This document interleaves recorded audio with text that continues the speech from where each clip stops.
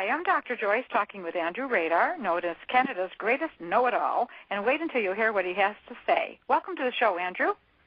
Thank you very much, Dr. Joyce. Good to be on your show. It's a pleasure to have you. Andrew, you won a #1 reality TV show on the Discovery Channel in Canada, and you want to be the person who goes to Mars and realizes you may not come back. You're an aerospace engineer with a PhD from MIT. Is this smart? Is it smart to go to Mars one way? Yes. Oh, well, I'm actually writing a book about that. It'll be in a couple weeks, but I do think it makes a lot of sense from both a civilization perspective and also an individual perspective to do this, because it's actually pretty easy to get to Mars. It's easier than getting to the moon and back. You just get in a giant rocket and you blast off and head to Mars. There's no air in space, so you can maintain your speed and get there and land. The problem is getting back, it takes about 10 times as much fuel if you want to do that, and it's about 10 times as expensive and 10 times as complicated. And back in the 1970s and 1980s, the plan was to go to Mars in 10 years or 15 years. I mean, we were supposed to do this many, many years ago, but the reason we haven't is because it's actually really, really complicated to send people and send your whole ship and everything to bring you back as well. So I think if the goal is to actually have people living on Mars, I mean, it's certainly not something that you would go and do and just end up, dying on Mars in the near future. You would keep sending supplies. It's not really that different from sending supplies to the International Space Station, which is what we do right now. The only difference is that people would prepare the way for additional people to come to Mars. Well, it's fascinating that you want to go. You currently rank something like #6 in a contest, and you were a finalist for astronaut selection in 2008, so you can actually fly into space. Is it true that you plan to use the flight to perform a high school student science experiment? Boy, that's a tongue twister. Selected from across the country? Yeah, absolutely. You can find my video about that on YouTube. I am trying to get into space. I'm in a competition to fly 22 people in the world to space. Wow. I'm in the Canadian slot. I'm in the #6 in the Canadian slot. In fact, I'm actually third place because there's 3 people ahead of me who are fake profiles. I'm not sure exactly how they did that. But anyway, so I'm actually only 1 spot away from the top slot. And it is my absolute dream to fly in space, and my absolute dream to go to Mars. And my objective in life is to convince people that space is important. I have some videos about that as well. And I would like to inspire our youth to pursue careers in science and engineering. So on that flight, I'd really like to take a student science experiment. I think it's a great opportunity to reach out to all the kids across the country and have them submit ideas for an experiment to actually take into space. So I have some videos about that. And yeah, it's a fantastic opportunity to fly in space and help some students achieve their dreams as well. That's just a wonderful objective for helping the kids across the country. I'm fascinated about this Mars project. What is the importance for you, and why do you want to go so badly? Right, so the importance is we right now have a single planet. And right now, what we spend on space, a lot of people, if you poll the general public, they think we might spend as much on space as we do on national defense or something like that. In fact, we actually spend less than 5 times as much. As a civilization, we spend less on space than we do on things like pet food or laundry detergent or chewing gum, all these really minor expenses. So on a global level, we're talking about a very minor investment to essentially take out an insurance policy on Earth. We know of many things that can go wrong with the Earth that might, lead to serious problems. And having a backup plan, having that insurance, having people living off Earth seems like the right thing to do. If the dinosaurs had done something like this, then they might still be here talking instead of us.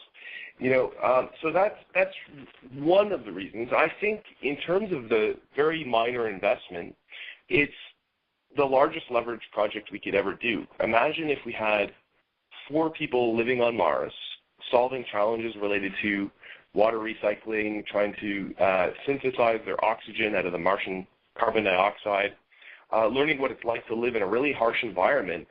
That is the exact flip side of the coin of providing fresh water to everyone in the entire Earth. It's the same kind of logistical challenge. So in terms of sustainability and technologies that allow us to recycle air and water and energy, I can't think of a better project, a better return on investment. That's another reason. Go ahead. That's okay. Oh, and and then there's scientific objectives too. Mars is older than the Earth in many places, so we can learn a lot about the history of our solar system. We can learn a lot about Martian environment and why Mars used to be a very warm, wet place, and we may indeed be able to transform it back into a warm, wet place where humans can live in the distant future as well. But learning about what happened to Mars and why it's a cold desert today can tell us a lot about, is that going to happen to Earth, and how can we actually deal with those kinds of environmental changes on a planet. I mean, studying Mars and Venus are the reasons we know about the greenhouse effect, for example, and nuclear winter, those kinds of things as well. And if we found life on Mars, it would actually mean not just that there's little microbes on Mars, which there may well be, but it means that there's probably life everywhere in the universe, and I think that's the most basic question. Because right now we have two places where we know life could exist, Earth and Mars, and we found, indeed, life on Earth, but we don't know if there's life on Mars, and if there was, it would mean that life is probably a feature of any planet that can support life. And since there's hundreds of billions of planets in the universe, there's more planets than all the grains of sand and all the beaches of the world, that means there's probably life on many, many of those planets, and we're not alone in the universe. Well, I often say when someone goes to war that they're an American hero. You would be, in effect, a space hero if you were to do this amazing project and contribute to the world like it's sounding like you would be doing. Yeah, I mean, I think that's not a good reason to do it, to want to be, a public figure, a hero, whatever. But no, I wasn't implying that. I just no. So much good for so many people. That's what I on a personal level, I do genuinely see this as the most important thing an individual could do with their lives. I mean, it's actually not the most important. I mean, saving the Earth and fixing the economy and fixing our social problems and fixing curing cancer, all these things would probably be more important, yet the investment that you have to make in those is so much higher that on a return per dollar basis for our society and for the individual and what you could do with your life, I genuinely see this as the highest leveraged project, the most you could possibly get out of your life. I would think so. So am I reading right that in 2023 you plan to go to Mars and leave Earth? Is that true?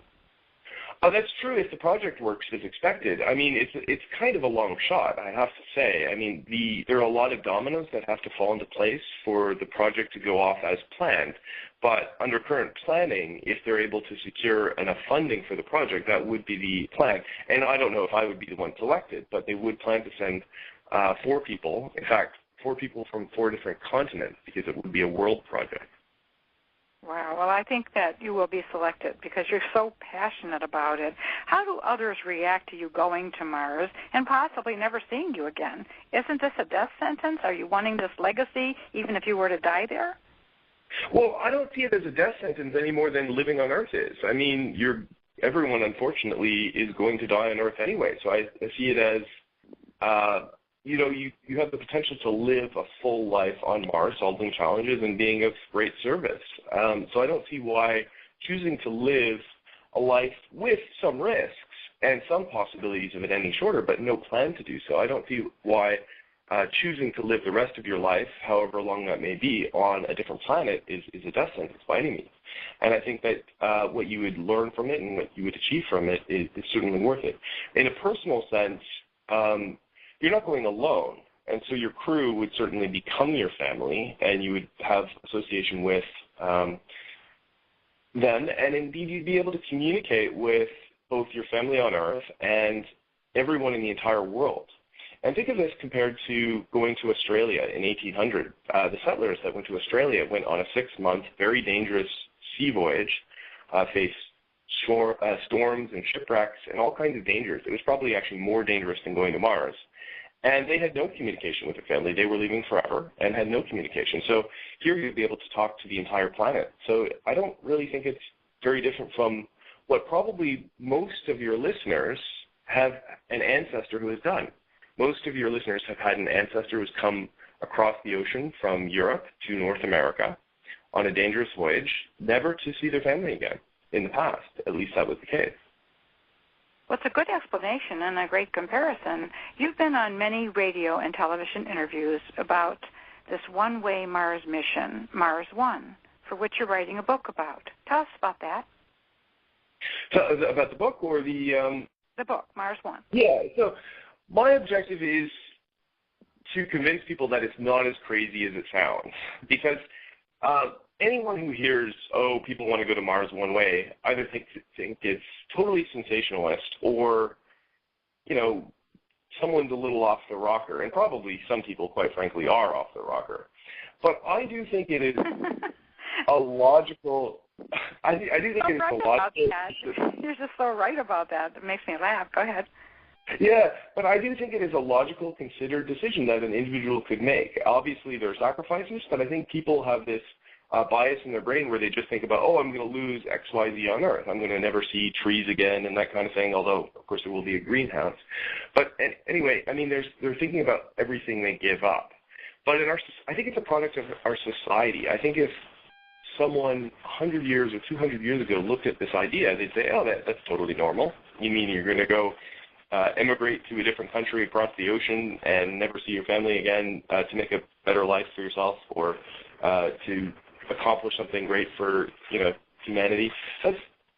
That would sound totally normal for them, I think.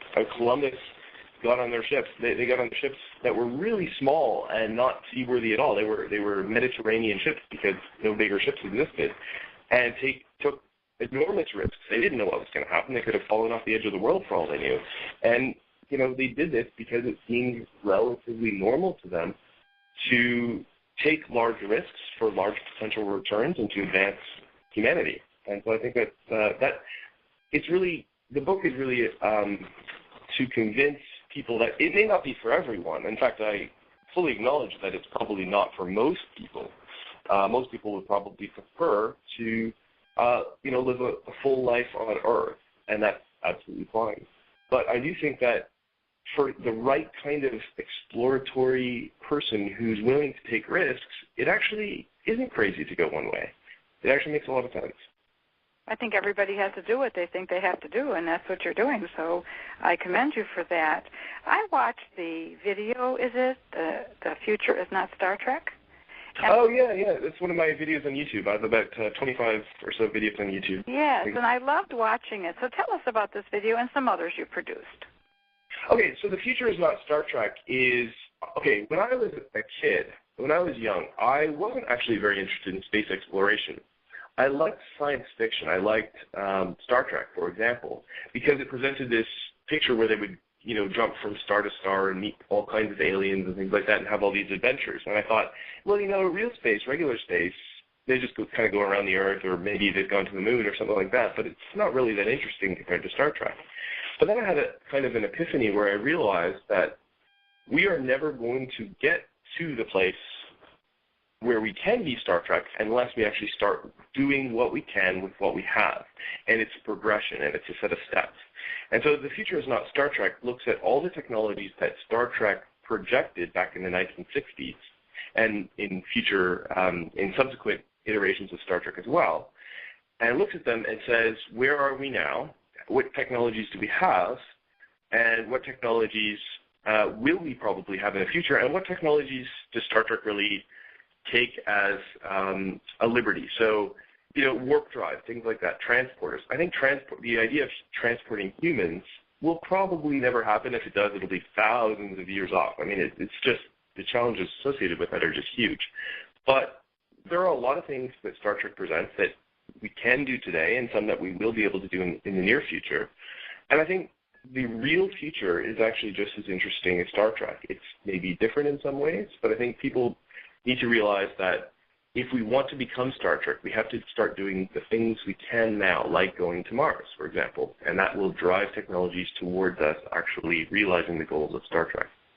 This interview is just too fascinating to end. Tell us anything you would like our listeners to hear more about.